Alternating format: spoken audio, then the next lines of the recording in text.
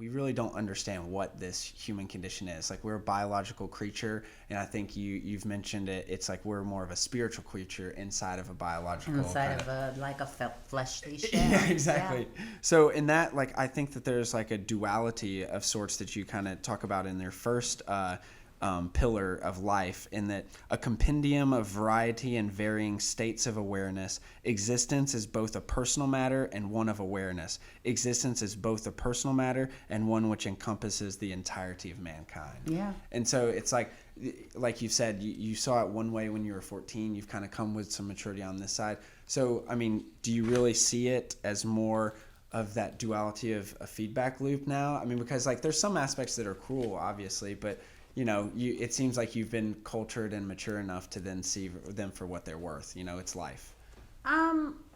So I believe in reincarnation, and I believe that we come down into this physical plane in order to experience certain things that you couldn't explain to a non-physical intelligence, and you come down into this physical body, so you have structure and confines and limits, and you learn certain things in each life. Right. And so within that, I think that each life brings challenges, and that creates your spiritual growth and evolution until eventually, hopefully, that you become this ultralight being and you don't have to come down into this physical plane. But I do believe in duality, because if you don't have sadness, you don't actually understand and appreciate joy. And so you have to have the yin and the yang and the reverse of the coin to actually understand its opposite. Right. And that's interesting, because you mentioned kind of rebirth, and there's a lot of homages in here to rebirth. Of you've gone through struggles, and then you kind of like use those struggles as fuel to then become a new person. Yeah, to push you forward, to propel you to something better than what you saw, hopefully, or better than what you've experienced. Right. And then I think there's one, when you find it, that you kind of mention it even more. Yeah. So here in the third section, introspection. So it's like your death, the rebirth of ego. So by acknowledging my character flaws and accepting my own shortcomings with love, forgiveness, and a willing to change, I improve my humanity. So, you really... That's a hard one. I talk about that quite a bit because, I grew up in a household where you had to be perfect. My mother was no nonsense, and you had to do all your work, and you had to get good grades, and you had to be that old school value of seen and not heard. Okay. So it was very much, you couldn't cause any problems. And so you get into this thing, and even today I deal and cope with trying to be perfect. And I know there's no such thing as perfection, but there's sometimes no room for error, and that's a really hard way to live, and it doesn't let you be that forgiving on yourself, let alone other people. So it's been something that I've worked on, and I'm more forgiving with other people than I am even on myself. I beat myself up so much to the point. So yeah, it's part of my own personal internal struggle that I still deal with, thinking that I have to be perfect for someone to love me. I have to be perfect for this. I have to, like, all these things that I know, I understand intellectually they're not true, but somewhere deep down inside of me, it was banged into me, and I have to work against that. Sure. And I mean, we're all learning and growing in that specific thing, that like, we're unlearning biases from like our parents, culture, history, environments. You're poured into up until a certain age, and then you become 18, and then you're like out into the world, and then you have to decipher that, well, all that stuff I learned wasn't necessarily true. And what do I want to keep? What serves me and what doesn't serve me? And hopefully I let go of the things that don't serve me, and I only keep the things that actually help me to become the me that I want to be. Right. And then it's going back to not the just duality, but then also perfection. As you said in your introduction, in the last pillar, if you will, of God, suddenly I understood that whatever I write is perfect. Perfection exists in everything said and unsaid, because all exist in God. The duality exists simultaneously with that which is complete, perfect, and whole. So that kind of sums up, both of those things, because, you went out to I'm try and write about I'm God. like, did I write that? Yeah, exactly. Well, you went to go try and do something to talk about infinity. And I mean, how hard is that as a writer to try and encompass something so large? But at the same time, as you rightly put, after long kind of introspection, you come to the point, well, whatever I write is perfect, Yeah. Because it's my truth. Exactly.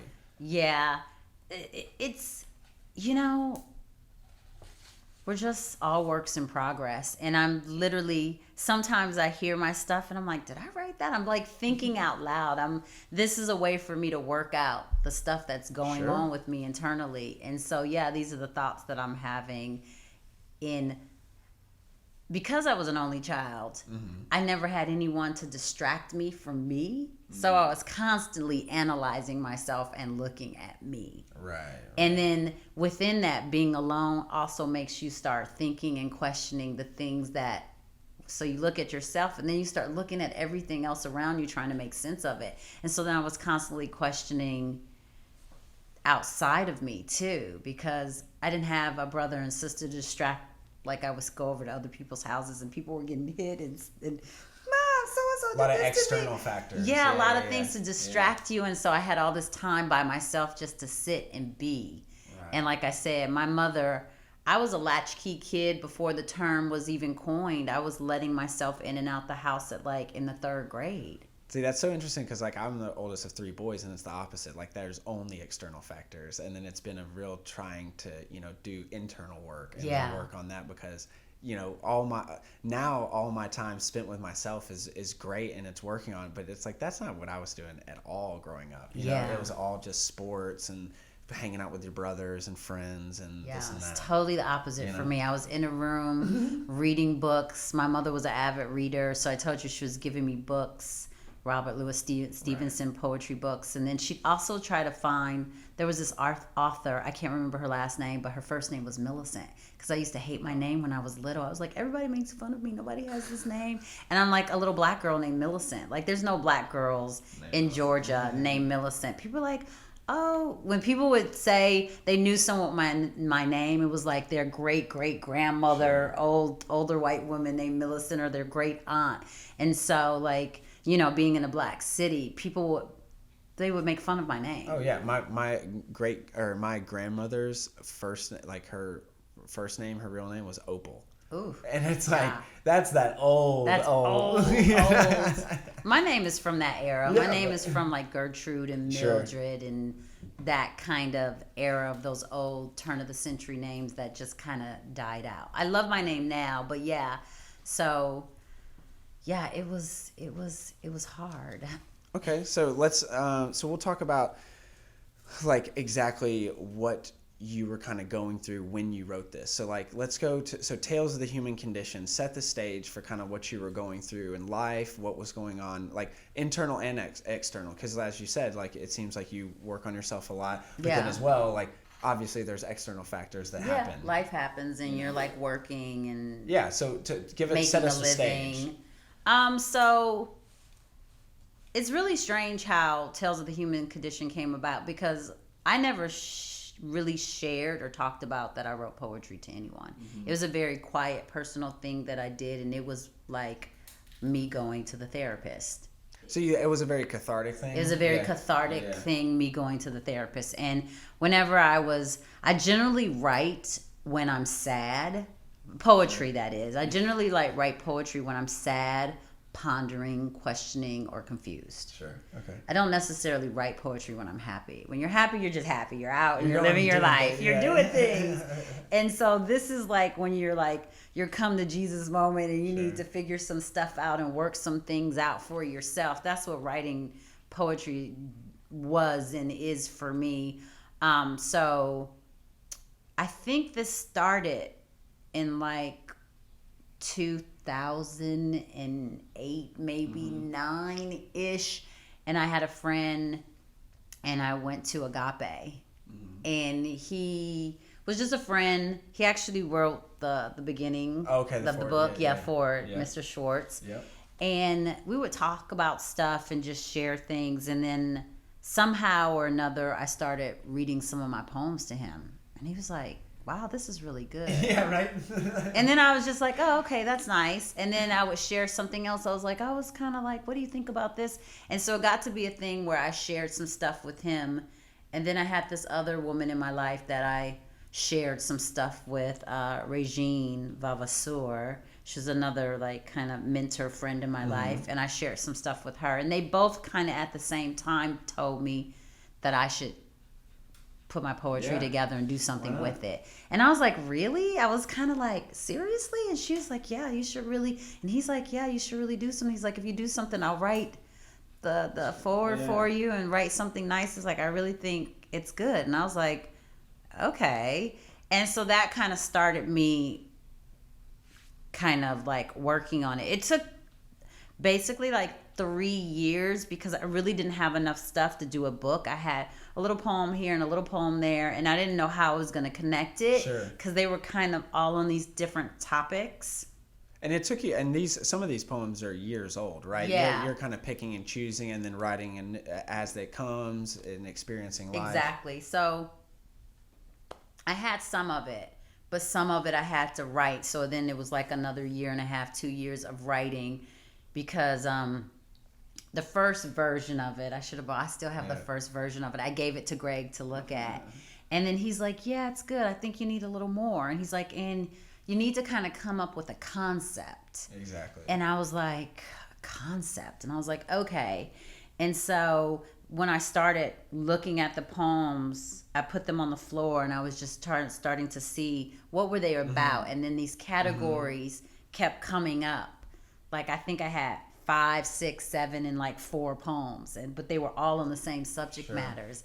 And so that's kind of when the name came to me. I was like, well, what is this all about? I was like, it's about my human existence, my human condition, like me being down here in flesh. And I was like, okay, there's the name. Right. It's Tales of My Human Condition. Sure.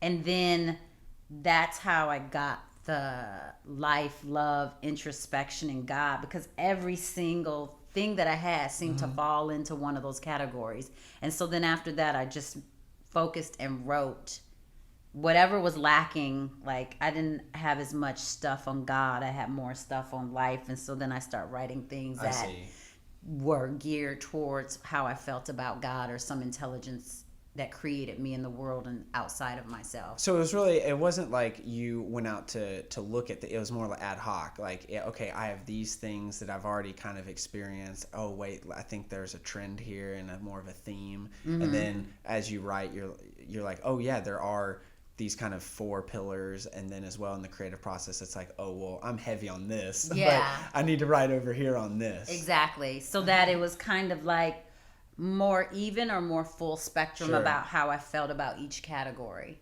or each pillar. And then that overall concept was your human condition. Yeah. Exactly. And within that human condition, the things that always came up for me was life. So was the outside world, love, which is romantic love, but also having relationships and interactions with someone outside of yourself. And then of course I've always been very introspective and like looking at myself and examining and trying to figure me out, and then coming to some overall understanding of something bigger than you and outside yourself that put you here for a reason, which is God and some infinite intelligence, and coming to terms with that, and within coming to terms with God, coming to terms with your own mortality, and that eventually you're not going to be here anymore. And what are you going to leave behind? I mean, so yeah, you'll someday we'll all be finite, but well, even within that, like I find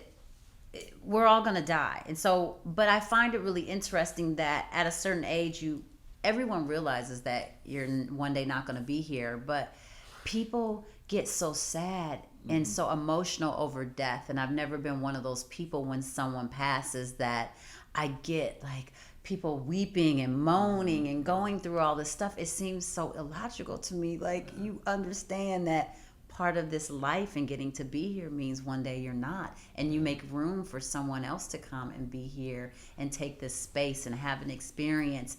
And if you love someone and got to spend time with them in this earthly plane, well, isn't that the gift? And so why would you be sad about them going on to someplace else. And so I'm not one of these sad, weepy people about death. And so I find it interesting because it just seems like, well, you know I'm going to die, right? You know you're going to die, right? Well, I mean, it's not to say that they haven't thought enough about it, or maybe they're insecure about it, but like one of my favorite things, as you mentioned, it's like that's something that everyone literally goes through. Like it's you have to deal with your own mortality. I think one of my favorite philosophers, Alan Watts, says he's like, children do this, kind of thing of what would it be like to then have, to go to sleep and never wake up. Like what is that going to be like? And then he pauses it around on the opposite and says, okay, well, what was it like when you basically woke up without having gone to sleep? And that's when you were born. And it's like when you flip it around like that, it's just a thing that just happens. And or maybe it's some type of experience that was the only thing that was similar, which is the opposite, which is birth. And so it's just very interesting to see how your entire life kind of dictates on how you look at your own mortality. Yeah. I mean, I think my mortality is it drives me to push me to like hit certain marks or targets. Mm-hmm.